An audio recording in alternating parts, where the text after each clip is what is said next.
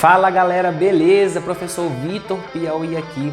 Esse é o canal Natureza ao Cubo e você vai ter acesso agora à resolução de um bloco de itens da prova do PAIS. Eu queria aproveitar já te pedir para você se inscrever aqui no canal e se você achar que esse vídeo vai te agregar, já deixa um like aí, porque vai ajudar bastante a gente a entregar esse conteúdo para mais pessoas. Vamos lá começar? Vamos agora para a segunda parte da resolução da prova do PAIS 1 de 2020. Aquela que foi aplicada em 2021 por conta da pandemia, mas se refere ao ano de 2020. Se você ainda não viu a parte 1, ainda tem alguma dúvida em algum item que não está na resolução desse vídeo aqui, do vídeo 2, dá uma olhada aqui na playlist do canal que você vai ter acesso ao primeiro vídeo de resolução. A gente dividiu a resolução em blocos para poder facilitar a vida de vocês, para o vídeo também não ficar muito longo e a gente conseguir explorar um pouquinho mais de cada item em cada vídeo, tá bom? Então bora lá começar. Item 81. A sensação de frio causada ao se aplicar álcool 70% sobre a pele é proveniente da evaporação do etanol, que é um processo endotérmico. Esse texto ele está falando bastante do etanol porque essa prova ela foi bastante contextualizada com a pandemia da Covid-19, então prevenção à doença, enfim, foi vários temas voltados para isso. Então ele está falando da sensação de frio causada ao aplicar o álcool 70%. Então o que a gente tem que lembrar? A gente tem que lembrar que o processo de evaporação é a passagem do estado líquido para o estado gasoso, tá? Isso aqui é o processo de evaporação. E de fato, o processo de evaporação é sim um processo endotérmico, porque ele acontece com a absorção de energia.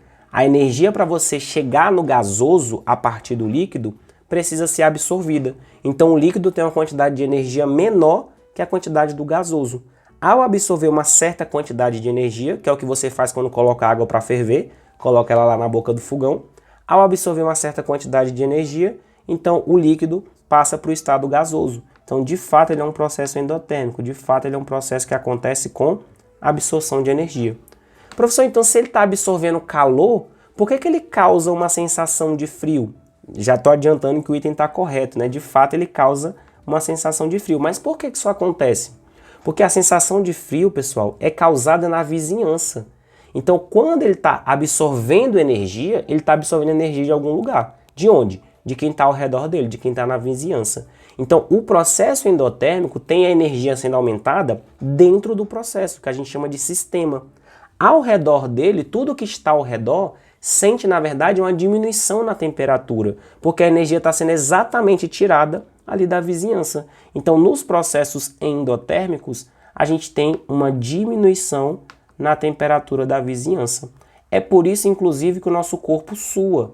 O nosso suor é um controle de temperatura corporal. Quando o nosso corpo está muito quente, a gente acaba suando. Por que isso acontece? Porque a água, que é formada pelo suor, quando ela evapora lá para o ar, quando ela sai do nosso corpo, ela sai absorvendo energia.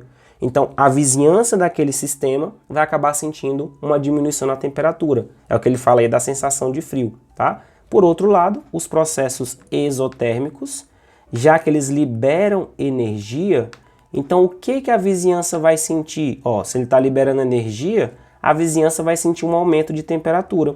Tudo que tiver ali ao redor daquele sistema vai sentir essa energia sendo liberada na forma de calor. Então a temperatura aumenta, tá? Então em processos endotérmicos há uma diminuição na temperatura da vizinhança, uma sensação de frio. Em processos exotérmicos há um aumento na temperatura da vizinhança, uma sensação de calor sendo aumentada, tá certo? Então, item 81, correto. Bora lá para o próximo, para o item 82. Considerando-se a fermentação da glicose citada no texto, olha só, a gente vai ter que recorrer ao texto para poder saber como é que monta essa equação da fermentação. A gente não é obrigado a ir para a prova sabendo a reação da fermentação, diferente da combustão, que eu comentei com vocês na primeira parte da resolução dessa prova, lá no vídeo 1.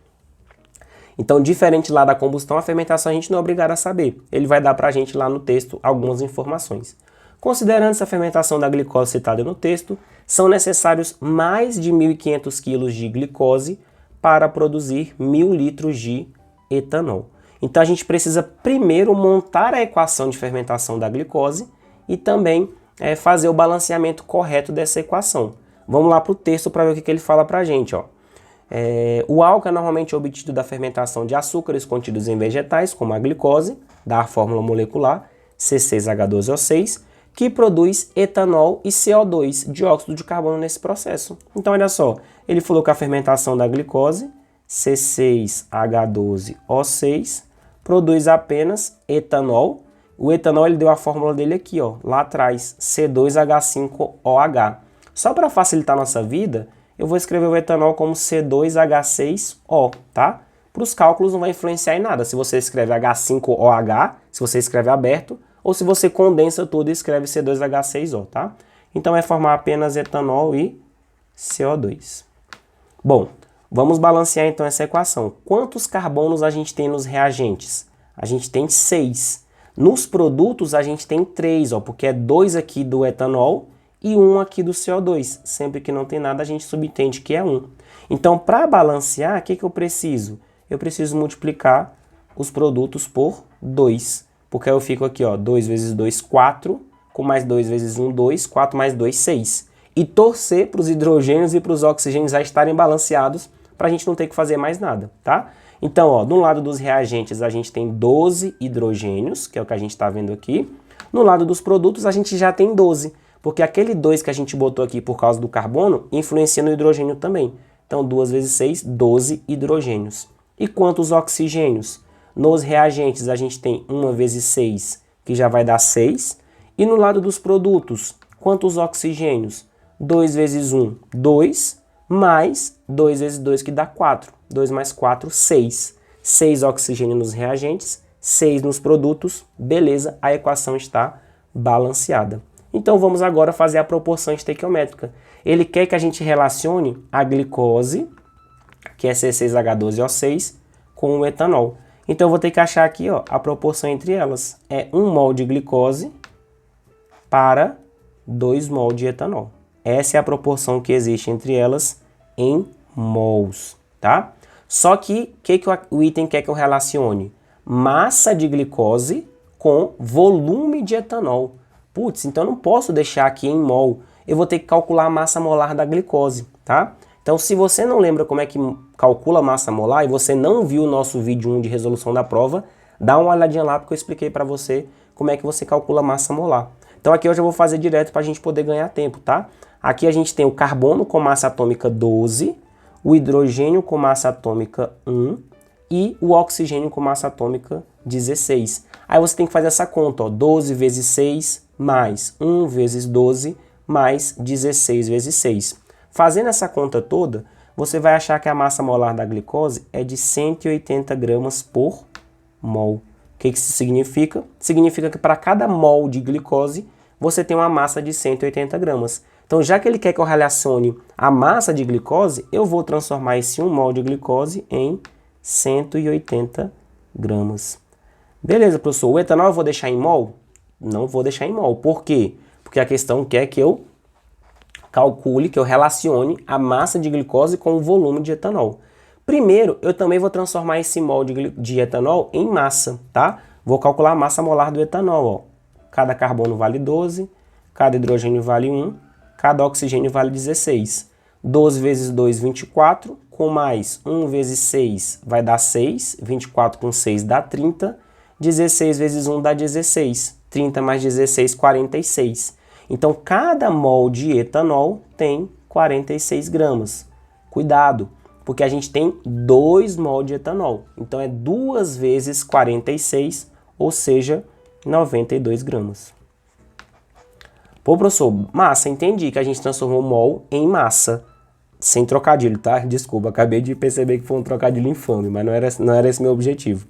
Só que a gente tem um problema agora. Por quê? Porque ele não quer massa de etanol, ele quer volume. Então, para a gente transformar a massa de uma substância no volume correspondente dela, qual é a propriedade que a gente precisa usar? Que relaciona massa e volume de uma substância. Qual que é? É a densidade. Então, a gente precisa, a partir daqui, usar a densidade do etanol, que olha só que maravilha, o texto deu para a gente. A densidade do etanol é de 0,79 gramas por centímetros cúbicos. O que significa então dizer que a densidade do etanol é de 0,79 grama por centímetro cúbico? Lembra que centímetro cúbico é a mesma coisa que ml. Então, em outras palavras, dizer que a densidade do etanol é 0,79 grama por ml é afirmar que a cada 1 ml de etanol, a gente tem 0,79 gramas de etanol. É assim que eu vou transformar ou o volume de etanol em massa de etanol ou a massa de etanol em volume de etanol. Você pode escolher qual dos dois caminhos você vai percorrer, tá? Eu vou escolher percorrer o caminho do seguinte, ó. Descobrir qual é a massa de etanol que equivale a 1000 litros dessa substância, a 1000 litros de etanol, tá? Então é isso que eu quero descobrir. Qual massa de etanol corresponde a 1000 litros de etanol? É isso que eu vou descobrir, tá? Professor, eu poderia descobrir qual é o volume que equivale a 92 gramas de etanol e substituir aqui na regra de 3? Poderia, tá? Mas eu vou optar por esse caminho de descobrir qual é a massa que está contida em 1000 litros de etanol, tá? Só tem que tomar um cuidado o seguinte, ó. Aqui a gente está com ml, aqui a gente está com litro. Então você tem que tomar cuidado aí para poder transformar as substâncias na mesma unidade, tá? Então, o que eu vou fazer aqui? Eu vou trocar esse 1 ml por 10 a menos 3 litros. É isso que a gente tem, né? 1 ml é a mesma coisa que 10 a menos 3 litros, que é a mesma coisa que dividir por 1000, tá? Eu coloquei 10 a menos 3 para ficar mais fácil para a gente trabalhar nas potências de 3. Eu vou até transformar também esse 1000 aqui em 10 ao cubo, que aí fica bem melhor de trabalhar, né? Ó, 10 ao cubo litros, que é 1000 litros. E 10 a menos 3 litros é a mesma coisa que 1 ml, tá? Então, multipliquei cruzado, ó. 10 a menos 3 vezes x é igual a 0,79 vezes 10 ao cubo. Ó, como aqui está em litro e aqui está em litro, eu posso cortar as unidades, a minha resposta vai sair em gramas, tá? Porque é a unidade que sobrou. Então, o que vai acontecer? Ó? Quem é o x? 0,79 vezes 10 a terceira é a mesma coisa que vezes 1000, né? Então, o que a gente tem? A vírgula vai andar 3 casas para a direita, ó. Então, a gente tem aqui 0,79, a vírgula estava aqui, ela vai andar 1, 2, 3, 790,0, não vou colocar vírgula 0. Então, 790 dividido por 10 a menos 3. Como esse 10 a menos 3 está embaixo negativo, ele vai para cima positivo. 790 vezes 10 ao cubo. Qual foi a unidade que a gente falou que ia sair? Gramas. Olha que maravilha. Pessoal, o que é 10 ao cubo gramas? Ou seja, o que é 1000 gramas? É 1 quilo. Então, essa massa de etanol que corresponde a 1000 litros é exatamente 790 quilos. Opa! Agora eu consigo jogar naquela regra de 3, naquela proporção aqui, ó. Porque a proporção que eu tenho aqui é em massa. Então, por isso que eu optei por transformar volume de etanol em massa de etanol. E claro, já coloquei em quilos, porque aqui ele dá em quilos de glicose. Para poder igualar, eu achei em quilos. Então ele está perguntando o seguinte, ó, qual é a massa de glicose que a gente precisa para obter 790 quilos de etanol? Professor, por que você não está colocando 1.500 kg de glicose aqui? Porque eu ainda tenho uma regra de 3 para achar um x, né? Eu já teria os 4 valores aqui, não ia me ajudar em nada. Então eu estou colocando o x na glicose para descobrir qual é a massa de glicose que eu preciso para gerar esses 790 kg de etanol. Fazendo isso eu consigo julgar o item, se é ou não mais do que 1.500. Percebe? Então agora sim, ó. Ah, professor, mas você vai deixar em grama e aqui embaixo em quilo? Agora eu posso. Por quê? Como essas duas estão em gramas, eu posso cortar o grama com o grama. Qual a unidade que está sobrando? Está sobrando o quilo. Então a minha resposta vai sair em quilos. Multipliquei cruzado, ó, 92 vezes x é igual a 790 vezes 180. Quando você faz essa conta, que eu já fiz anteriormente, vai dar aproximadamente 1.545 quilos. Vai dar um pouquinho mais, tá? Vai ter vírgula, alguma coisa. Mas já é suficiente para a gente poder julgar o item. Por quê? Ele fala que são necessários mais de 1.500 quilos. E de fato são. É um pouquinho mais, é 1.545.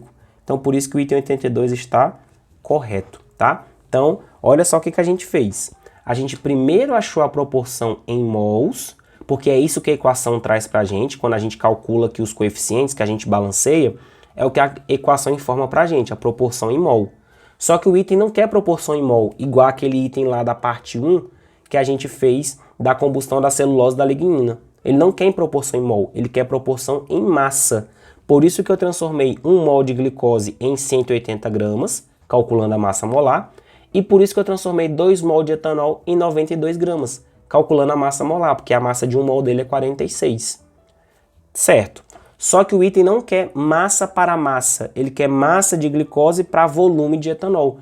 Por isso que antes de terminar essa regra de 3, eu precisei fazer uma regra de 3 auxiliar aqui, para poder descobrir quanto de massa tem em 1000 litros de etanol. E o que eu usei para isso? A densidade, que ele deu no texto, que é de 0,79. Fiz essa continha para descobrir qual é a massa de etanol que está presente em 1000 litros. E aí essa massa que eu achei em quilos foi que eu trouxe aqui para a regra de 3. E usei o X no lugar da glicose. Eu não joguei o 1500 do item, porque senão não teria como julgar. Então eu descobri quanto de glicose eu preciso para achar, para conseguir, para obter 1000 litros de etanol. E eu vi que essa massa é de 1545. Como o item fala que são necessários mais de 1500, o item está correto, tá bom? Se você não entendeu qualquer coisa desse item, ele é um pouquinho mais complicado mesmo, não tem problema você não ter entendido, deixa aqui no comentário se alguma dúvida que você tenha tido, que eu vou ter o maior prazer em te responder, tá bom? Item 83. Um bloco maciço de um material de densidade 0,88 gramas por centímetros cúbicos ficará completamente submerso em uma solução de etanol 40% em massa, tá?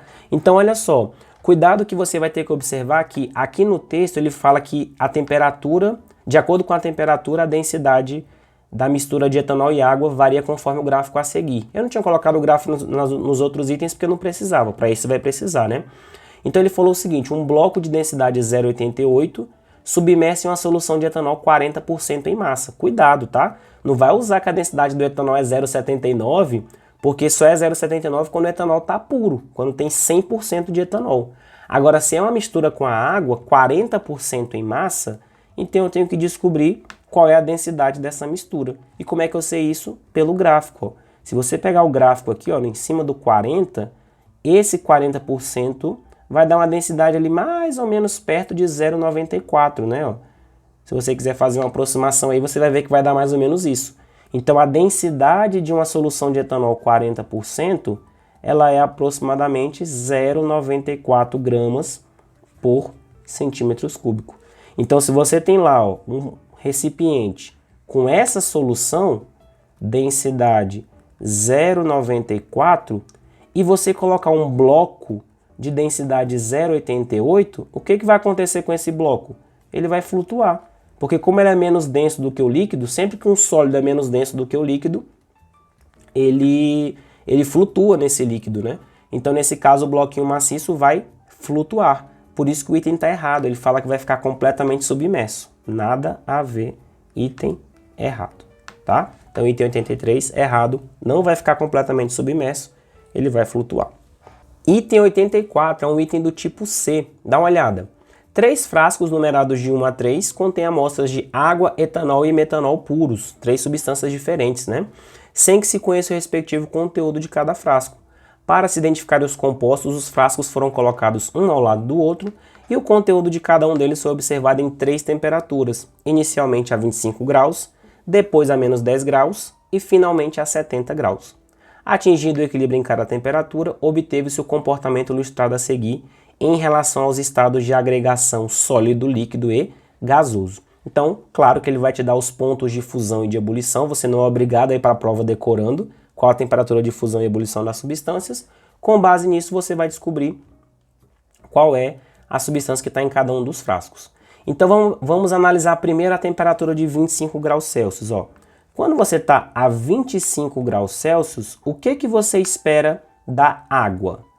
A água ela tem ponto de fusão zero, ou seja, o sólido passa para o estado líquido a zero, e tem ponto de ebulição a 100 graus Celsius. Então, na temperatura de 25, a água vai se encontrar líquida, porque ela já passou do estado de fusão, do ponto de fusão, ou seja, o sólido já virou líquido, só que ele ainda não chegou na temperatura de ebulição, o líquido ainda não virou gasoso, por isso que a 25 a água é líquida. O que a gente espera do etanol a 25 graus Celsius? A gente espera que ele também esteja líquido, ó, porque a temperatura de fusão dele é no menos 114. Então lá na temperatura negativa de menos 114 foi que o sólido dele derreteu. E ele só vai entrar em ebulição no 78. Então o 25 graus, como está no meio do caminho, significa que ele ainda não chegou na temperatura de ebulição, ele ainda não virou gás. Então o etanol também vai ser líquido nessa temperatura. E a gente também espera que o metanol seja líquido. E foi o que de fato aconteceu, né? Os 3 recipientes apontaram que eles são líquidos. Beleza. Vamos agora para a temperatura de menos 10. Deixa eu colocar aqui, vou colocar aqui mesmo. Menos 10 graus Celsius. O que a gente espera da água nessa temperatura?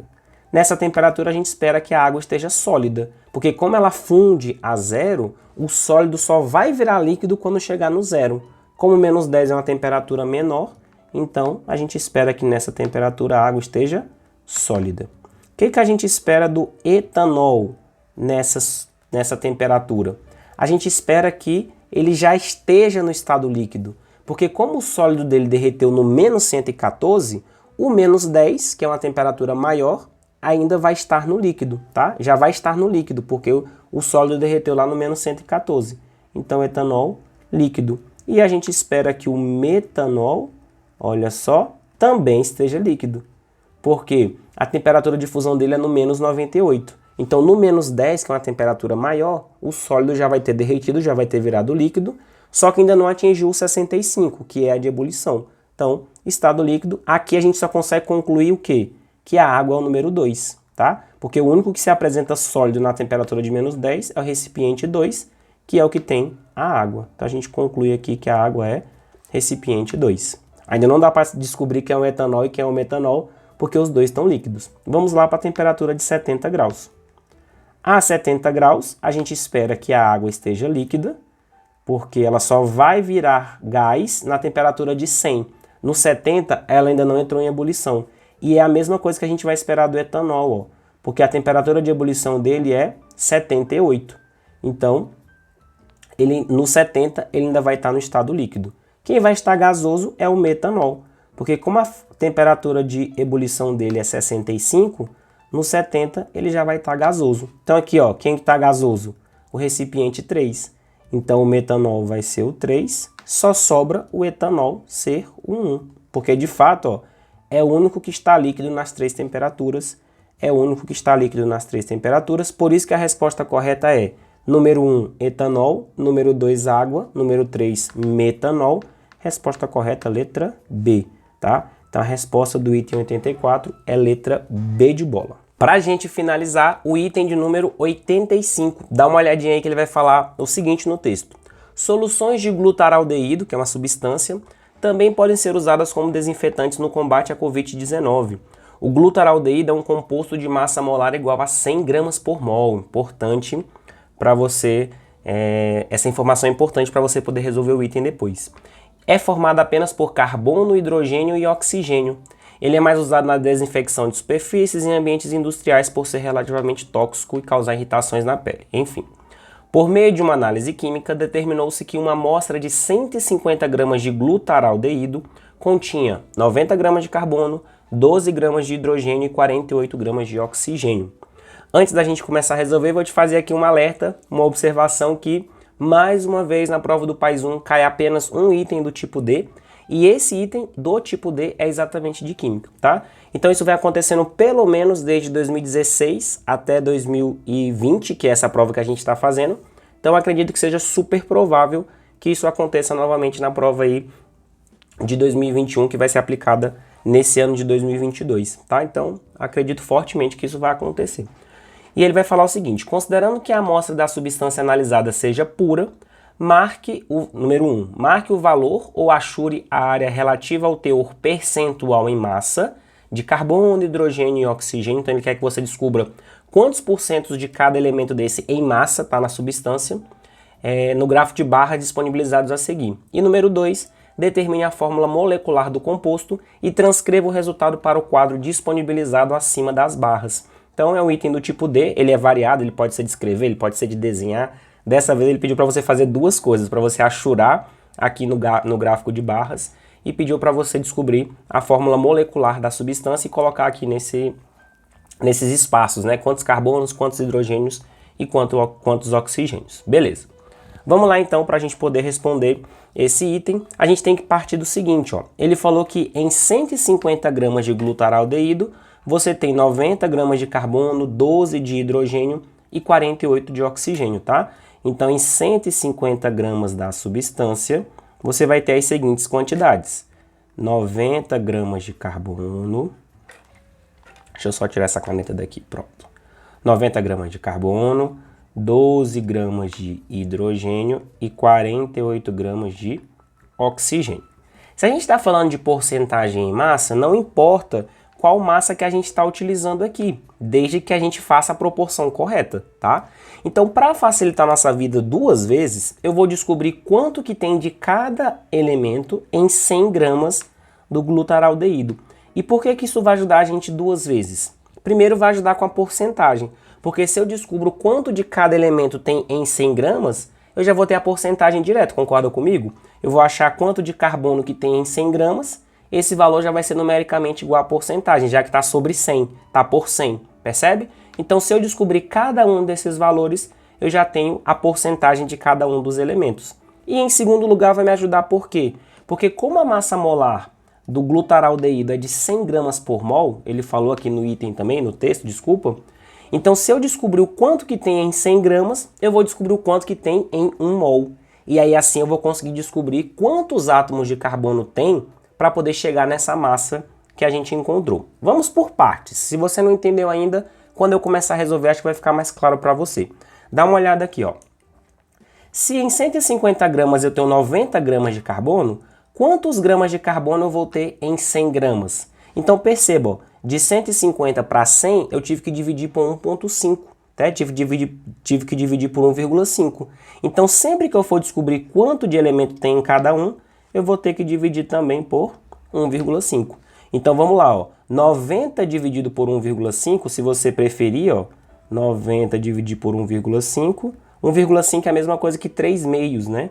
Então é 90 dividido por 3 meios, ou seja, você repete a primeira, 90, e multiplica pelo inverso da segunda, vezes 2 terços. Então é isso que você vai fazer em todos os valores, multiplicar por 2 terços, tá? Então aqui no caso, ó, 90 dá para você simplificar com 3, vai sobrar 30, 30 vezes 2 é 60, ou seja, em 100 gramas de glutaraldeído eu tenho 60 gramas de carbono.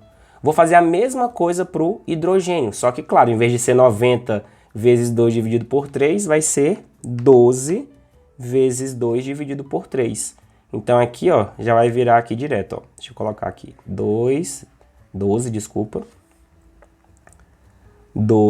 vezes 2 dividido por 3. O 12 também simplifica por 3, ó, vai dar 4. 4 vezes 2 vai dar 8. Então significa o quê? Que em 100 gramas de glutaraldeído, a gente tem 8 gramas de hidrogênio. Olha que maravilha! Então se eu sei que em 100 gramas eu tenho 60 gramas de carbono, significa que em porcentagem em massa são 60% de carbono. Se eu sei que em 100 gramas tem 8 gramas de hidrogênio, eu já sei que em percentagem é 8% de hidrogênio. E para fazer a conta com o oxigênio vai ser a mesma coisa, né? Vai ser o 48, que é a quantidade de oxigênio, 48 gramas, vezes 2 sobre 3. O 48 também simplifica por 3, vai dar 16. 16 vezes 2, 32. Então significa que em 100 gramas de glutaraldeído eu tenho 32 gramas de oxigênio. Olha que maravilha. Então significa o quê? Que a porcentagem de carbono é 60% em massa, a porcentagem de hidrogênio é 8% em massa e a porcentagem de oxigênio em massa é de 32%. Pronto, já respondi o item 1, tá? E para responder o item 2, ele quer saber a fórmula molecular. Então, como eu sei que 100 gramas é a mesma coisa que 1 mol dessa substância, para eu descobrir a fórmula molecular, basta eu saber quantos átomos de carbono a substância tem que ter para poder 1 mol dela dar 60 gramas de carbono. Só que a gente sabe que a massa atômica do carbono é igual a 12. Se você não sabe, dá uma olhadinha lá na tabela que você vai perceber. Então, se a massa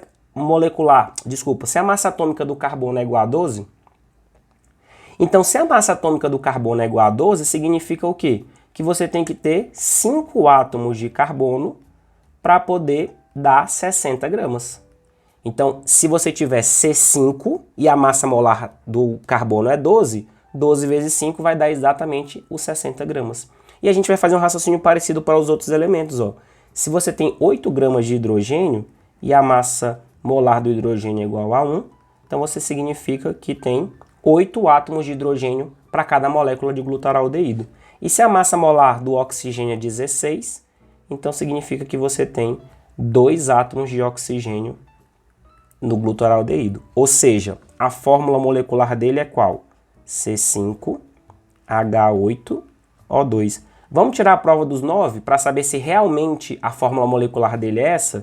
Vamos ver se a massa molar dele dá 100 gramas por mol. O carbono não vale 12? Então 12 vezes 5, 60. Hidrogênio não vale 1? 1 vezes 8, 8. Oxigênio não vale 16? 16 vezes 2, 32. Quando você faz essa conta, 100 gramas por mol. Maravilha. Então é isso mesmo. Então como que a gente vai marcar lá no nosso cartão resposta? Lembra que o item do tipo dele tem um cartão resposta lá separado para ele. Então a gente vai marcar o quê? Vamos marcar que são 60% de carbono, 8% de hidrogênio e 32% de oxigênio e que a fórmula molecular dele é C5H8O2. Então trouxe de volta aqui o cartão resposta. Então a gente já tem o quê? Que a fórmula molecular é C5H8O2. Muito cuidado para você não escrever fora dos espaços para não ter nenhuma chance disso ser considerado identificação. Você não pode de maneira alguma se identificar no seu cartão resposta, isso é passível de anulação. Então muito cuidado para você não escrever fora dos limites, enfim, escreve só mesmo o extremamente necessário, o mínimo necessário e sempre dentro dos limites, tá? E para você achurar, a gente já sabe que é 60% de carbono, 8% de hidrogênio e 32% de oxigênio. Ou seja, você vai pintar aqui, ó, você vai achurar a coluna do carbono até os 60%. Foi o que eu fiz aqui, ó. Então já deixei prontinho aqui, a gente já achurou. O hidrogênio são 8%, então ele tem que ficar abaixo do 10, tá? Se você contar com calma, você vai ver que aqui tem 5 retângulos. Então significa que para você chegar no 8%, você tem que pintar 4 retângulos, tá? Então fica aí 8% de hidrogênio. E o oxigênio são 32, então você vai ter que pintar até o 30 e também pintar mais um retângulozinho, porque corresponde a 2%. Então 32% é assim que fica, é assim que você marcaria lá no seu cartão respostas do item do tipo D. Show? E se você chegou até aqui, eu queria te agradecer imensamente. Queria também te pedir, se você ainda não está inscrito no canal, se inscreve aqui, deixa um like no vídeo. Qualquer dúvida que você tenha, não hesite em deixar nos comentários. E eu te agradeço demais e até uma próxima. Boa prova para você, tá bom?